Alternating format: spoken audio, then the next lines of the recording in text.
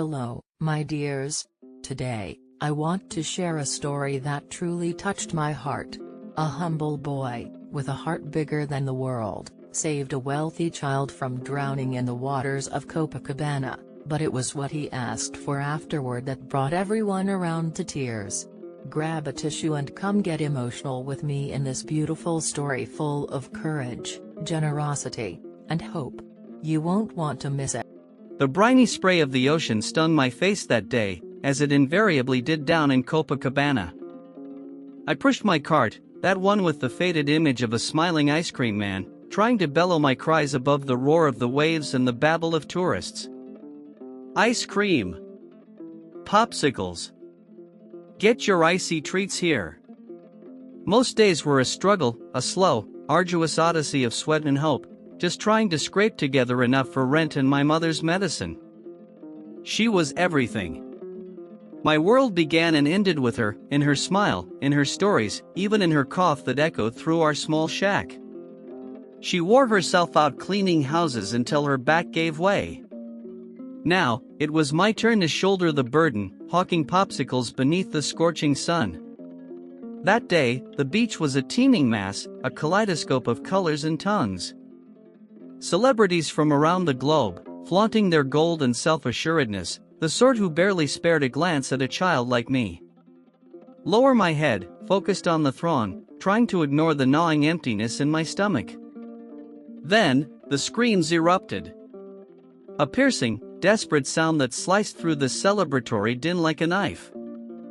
I looked up, and everyone was pointing towards the water, or a small boy was struggling, swept away by the relentless current. His father, a heavily built man in expensive swim trunks, was plunging towards him, but clearly struggling, panic etched onto his features. Without a second thought, I abandoned the shopping cart. Ice pops, let them be. That boy seemed to be drowning, and something inside me snapped. I shed my sandals and plunged into the waves, the frigid water jarring my skin. He wasn't a strong swimmer, not truly. Primarily, he paddled close to shore. But he knew the ocean, understood its capricious moods and undercurrents, knew how to contend with it, at least to some degree. The relentless waves hammered against me, dragging me back. I persisted, my focus fixed on the boy, his small, pale face bobbing precariously in the water. His father was gaining on us, but his strength was clearly waning, his movements progressively weakening. I reached the boy first. He was coughing and crying, his eyes wide with terror. I grabbed him, wrapping my arm around his chest, trying to keep his head above the water. He was heavier than he seemed, and the waves were relentless, trying to pull him and me under. Then, the father approached us. He was out of breath, his face pale. He grabbed his son, pulling him close. "Take him to the beach," he cried, his voice hoarse. I can't anymore." I nodded, understanding. He was utterly spent. I turned, pulling the boy with me, kicking with all my might toward the beach. It felt like an eternity, each wave a fresh onslaught, each breath a victory. Finally, we reached the shallows. I stumbled on the sand, pulling the boy with me. He was still crying, but safe now. His father followed moments later, collapsing onto the beach, spitting out water. A throng gathered around us, murmuring and pointing. The boy's father, his eyes brimming with gratitude, locked onto me. He grasped my hand with a surprisingly firm grip. "You saved his life," he said, his voice choked with emotion. "You saved my son's life. I don't know how to express my thanks." He was a millionaire, everyone knew. He owned half the businesses along the coast. He knew what he could offer, the things he could provide. But all he could think about was my mother, lying in our cabin, her cough worsening with each passing day. He regarded me expectantly, awaiting my response. The throng remained silent, their gazes riveted upon me. The sun beat down on my face, and the sea salt stung my skin. Taking a deep breath, I spoke. "Sir," I began, my voice hoarse from a day's relentless hawking of popsicles, "I do not require funds." The words felt foreign issuing from my lips, almost alien. I stood before a man who could resolve my every predicament with a flick of his wrist, and yet I was rejecting his offer. But the image of my mother, her frail body ravaged by a relentless cough, obliterated everything else. "There is a medication," I continued, summoning courage. "It is exceedingly expensive. The doctor said it might alleviate her breathing, perhaps even effect a cure. But we lack the means to purchase it. It is called bronchoelixir." A hush fell over the throng. Even the waves seemed to subside, as if listening to my plea. The millionaire's face softened. He grasped, as did everyone, that medicine was the sole beacon of hope for those afflicted with my mother's condition, yet its price was astronomical, a cruel jest for the less fortunate. "Bronchoelixir," he repeated, his voice a near whisper. He gazed at his son, clinging to his leg, then at me. "Tell me about your mother." And so I did. I recounted her benevolence, her indomitable spirit, her sacrifices. I spoke of her dreams of seeing me graduate from university, dreams that crumbled with each labored breath she took. I spoke of the tales she used to tell me about courageous fishermen and magical sea creatures, stories that instilled in me the belief that anything was possible. I painted a portrait of her, a vibrant tableau of a woman consumed by adversity, yet unbroken. My delivery elicited tears in the eyes of several onlookers. Even the most hardened vendors, typically concerned solely with their personal gain, listened intently, their faces etched with palpable empathy. It was a narrative deeply resonant, the familiar story of battling for survival, of confronting insurmountable odds. The millionaire listened patiently, his expression unreadable.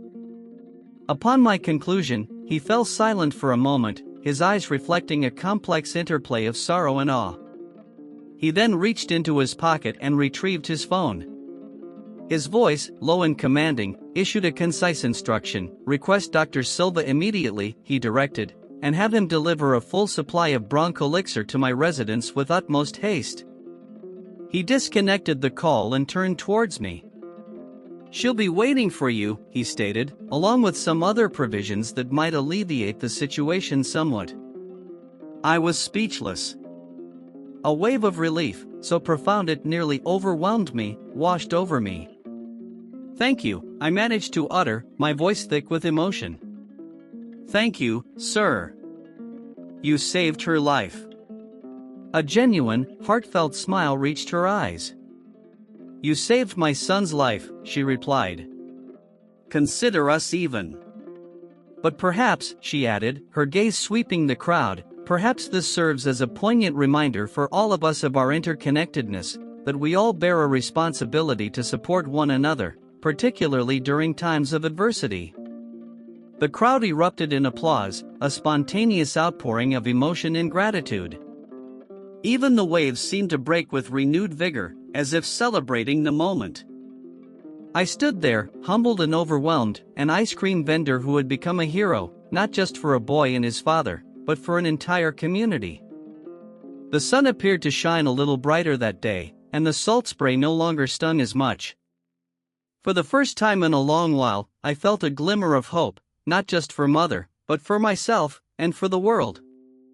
Back at our cabin, the air hung heavy with an oppressive apprehension, more palpable than usual. Mother lay motionless, breathing shallowly and hoarsely, each inhalation a struggle against the weight that constricted her chest. I attempted a smile, to soothe her, but the fear that consumed me was a mask difficult to maintain. Upon recounting the beach incident, her eyes widened, a flicker of disbelief shimmering within their depths. "What did you do, my son?" she whispered, her voice barely audible. "Did you ask for medicine? For me?" A tear escaped the corner of her eye, tracing a path down her wrinkled face. I nodded, kneeling beside her. "There was nothing more I desired, Mother," I said, squeezing her hand. You are all that matters." She closed her eyes, a faint smile tracing her lips. "You are a good boy, Joao," she whispered, "a good and kind boy." Later that day, a sleek black car pulled up before our unassuming cabin, a stark incongruity in our modest neighborhood. Dr. Silva emerged, bearing a medical kit and a box overflowing with vials of bronchoelixir.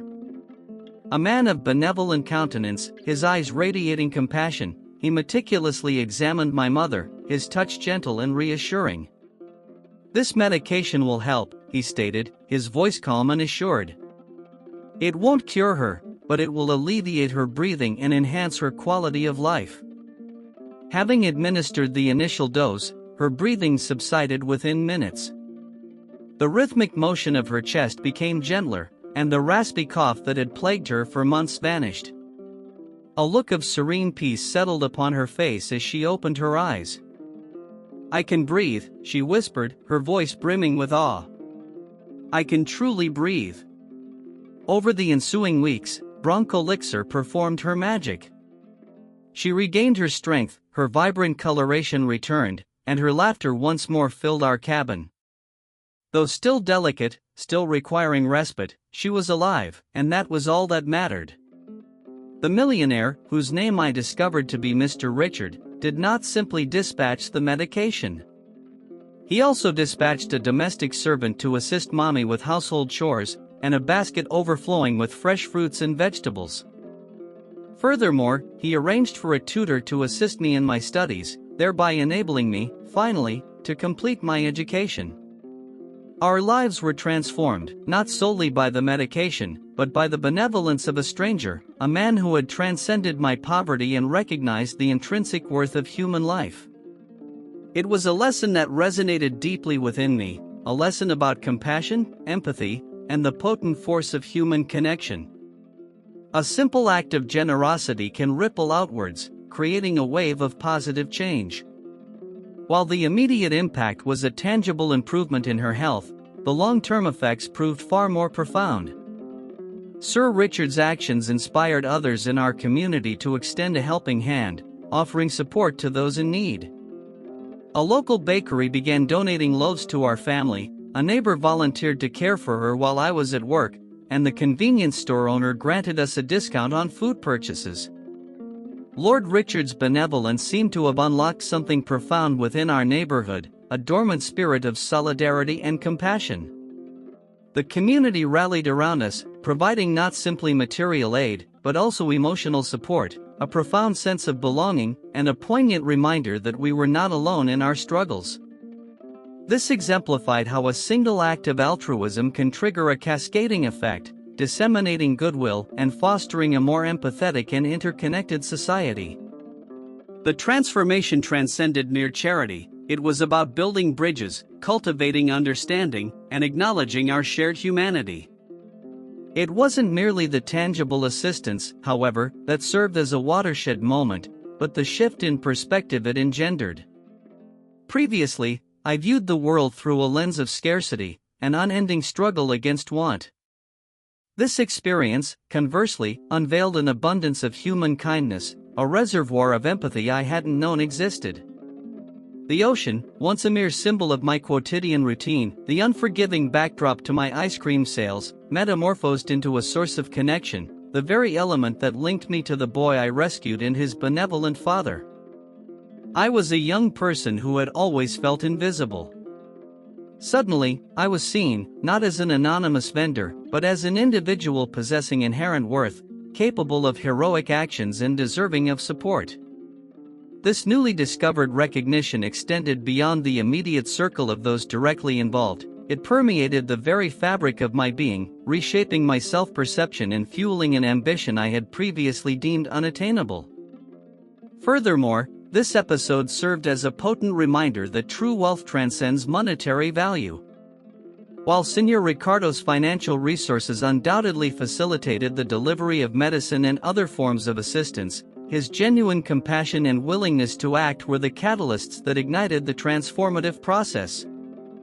His empathy, his ability to transcend socioeconomic disparities and recognize our shared humanity, represented a currency far more valuable than any material possession. Another crucial aspect was the transformation of the community dynamic stemming from the event. The initial shock and admiration surrounding Mr. Richards' generosity gave way to a more sustainable form of mutual aid. Individuals began to demonstrate a heightened concern for one another, sharing resources, skills, and time. A sewing group emerged, mending clothing for those unable to afford replacements. A group of senior residents initiated tutoring for children struggling academically. A community garden was established, providing fresh produce to families in need. These initiatives, born from the initial spark of Mr. Ricardo's kindness, showcased the power of collective action and the potential of communities to address their own challenges through collaboration and reciprocal support. It is critical to acknowledge that this was not a fairy tale ending, devoid of complexities. The challenges persisted. Poverty remained a stark reality for many. Yet, the experience instilled a profound sense of resilience, a conviction that even in the face of adversity, hope and assistance could be found. The memory of that day at the beach, the image of Senor Ricardo's grateful countenance, the warmth of May's smile after receiving the medication, became sources of strength, a constant reminder of compassion's transformative power and the enduring bonds of human connection. It demonstrated that true wealth lies not in the accumulation of material possessions, but in enriching the lives of others.